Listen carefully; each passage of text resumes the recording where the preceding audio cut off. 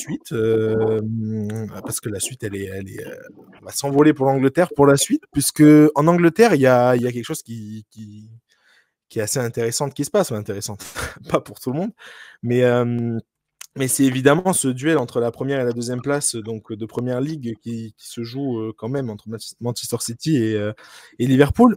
Et d'un côté, on a une équipe qui a un peu miraculé, un peu à l'image d'ailleurs par exemple du Bayer Leverkusen l'année dernière, mais une équipe qui gagne pas ses matchs forcément 4-0, 5-0, mais qui arrive toujours à renverser la situation quand ils sont menés, à gagner sur 1 ou 2 buts d'écart, mais encore une fois, dans le jeu, pareil, ils sont pas non plus ultra dominateurs comme on a pu connaître City qui mettait des 5-0 tout le temps.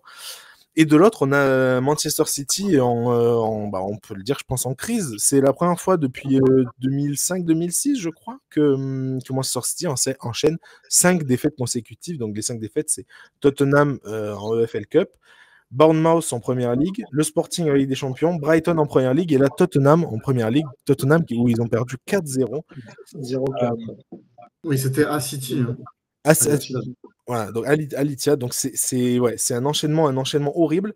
Pour vous dire, la dernière fois que City avait perdu 5 matchs d'affilée, Ronaldinho était le détenteur du Ballon d'Or. Donc je pense que ça met un coup de vieux à certains.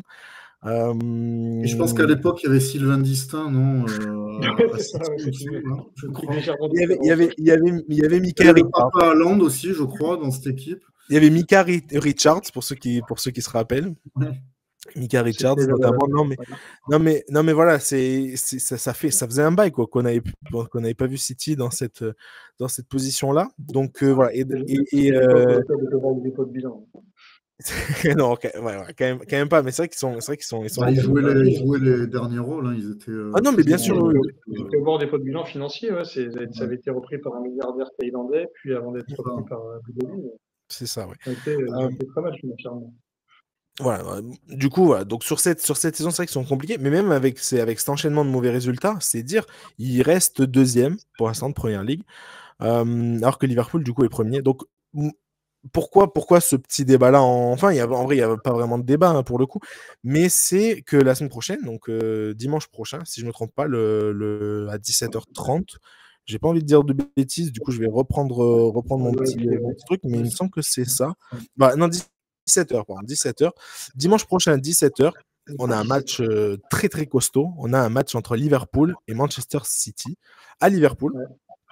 Match dans lequel, si Liverpool gagne, ils prennent 10 points d'avance sur Manchester City. Enfin, 11 points d'avance. C'est pour ça que c'est bien vendu, parce qu'en fait, ils ont déjà 10 points d'avance. Donc en fait, même si City gagne, c'est même pas un match pour le titre, en fait. Mais attends, c'est pour ça, d'où ma question. Attends, David, ne mets pas la charrue avant les bœufs.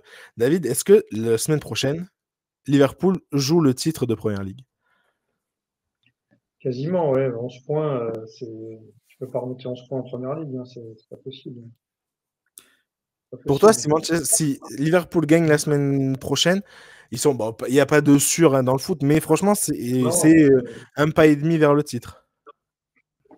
Bah oui. Okay. Après, d'un autre côté, il y a un truc qui est fort aussi, c'est que Liverpool ne peut pas maintenir ce rythme-là toute la saison, quoi. Là, ils sont à 10 sur 12 en Première Ligue, 5 sur 5 en Ligue des Champions. C'est pas possible de tenir ça toute la saison. Ça n'existe pas.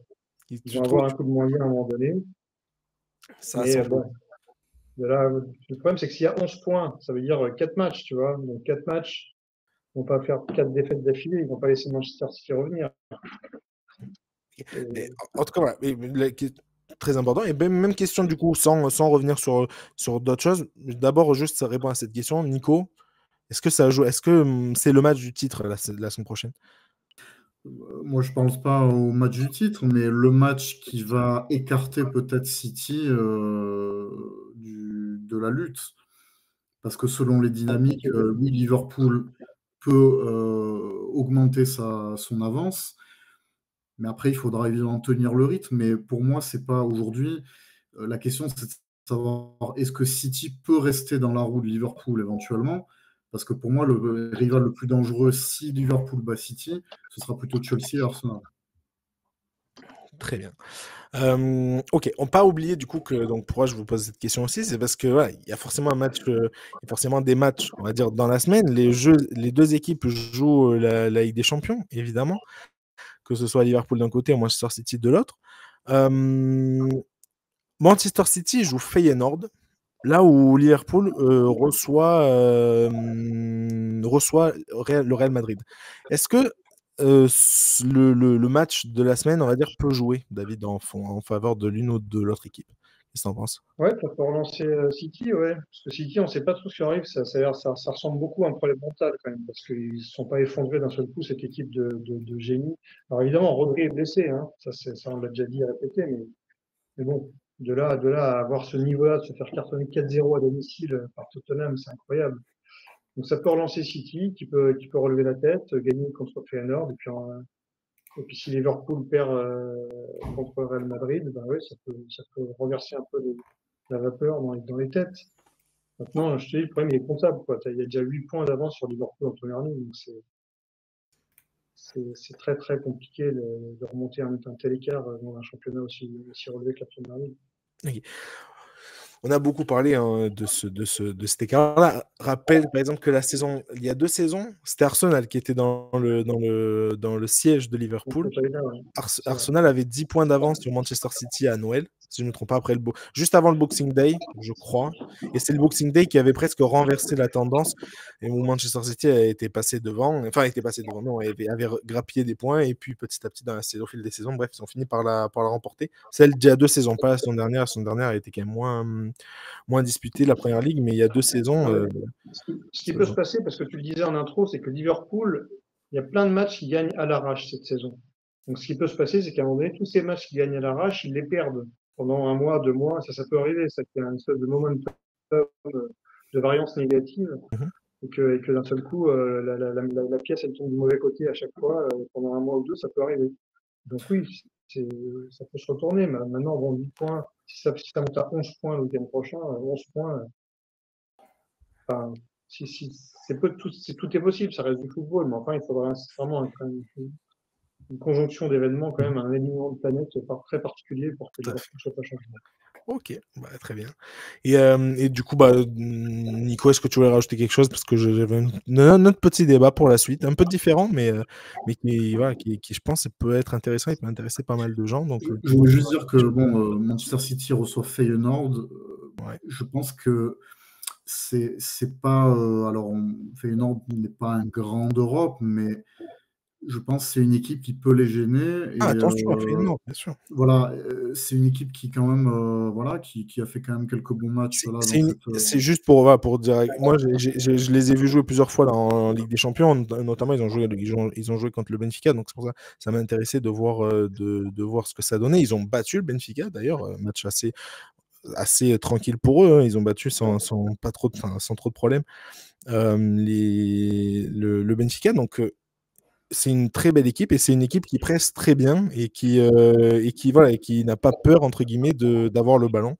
Donc, bref, après à voir, mais non, mais ça peut être l'inverse. Ça peut être Feyenoord qui en met une de plus à City, et puis Liverpool qui se tape le Real Madrid, qui est loin d'être un grand Real Madrid en ce moment, hein.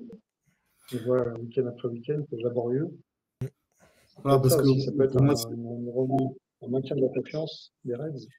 Bon, pour moi, l'idéal pour City, ça aurait été d'affronter, comme ils l'ont fait il y a quelques semaines, le Slovan Bratislava, par exemple, ou le Dynamo Zagreb. Là, ils affrontent quand même une équipe qui va pas être facile forcément à jouer. Alors après, ils peuvent très bien aussi se relancer et gagner 3-0. Ça reste à leur portée. C'est pour ça que je voulais quand même mentionner, parce que tu vois, d'un côté, tu as Feyenoord, de l'autre côté, tu as le Real Madrid. Enfin, c'était juste ça. Oui, mais je pense que c'est un adversaire un peu piège.